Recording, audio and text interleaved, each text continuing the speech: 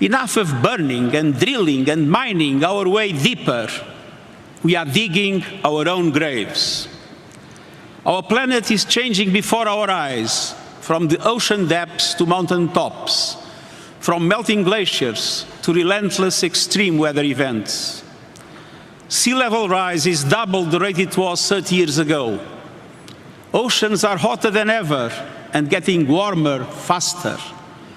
Parts of the Amazon rainforest now emit more carbon than they absorb. Recent climate action announcements might give the impression that we are on track to turn things around. This is an illusion. The last published report on national determined contributions showed that they would still condemn the world to a calamitous 2.7-degree increase. But one by one, and with ever greater speed and efficiency, we can begin to close down those billions of hydrocarbon combustion chambers that you find currently in every corner of the planet.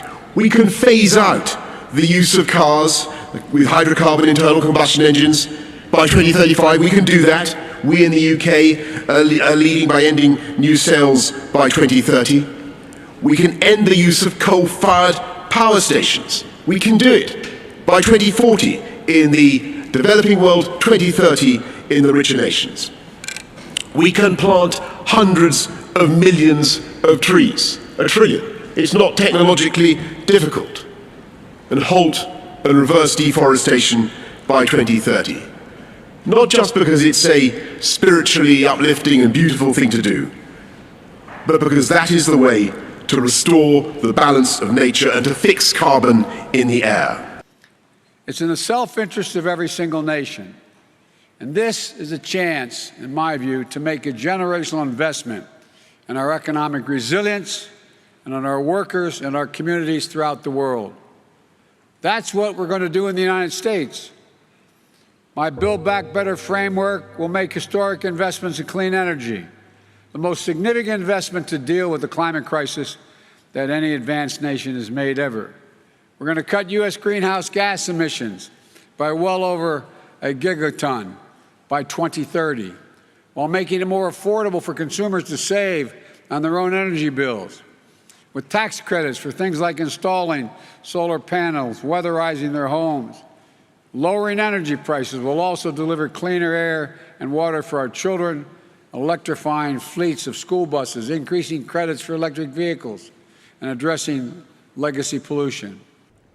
Kenya came to this meeting with high expectations that COP26 will deliver on at least 4 critical issues. First, to see an increase in ambition in emissions reduction. The major emitters must make more ambitious their emission reduction commitments. We all must harness low-carbon investment opportunities as we reboot our economies. Second, we would like to see a quantum increase in climate finance. 2 times in a row, developing countries have been promised US $100 billion per year, but this has yet to be delivered. Today, once again, yet another pledge of 2023. Third, we would like to see ambition on adaptation and loss and damage. With climate impacts increasing, provisions to help the most vulnerable to adapt, including through increased financial support, should be strengthened. Finally, we expect that detailed rules and procedures for implementing the Paris Agreement will be finalized, and a clear way forward for climate-resilient pathways set.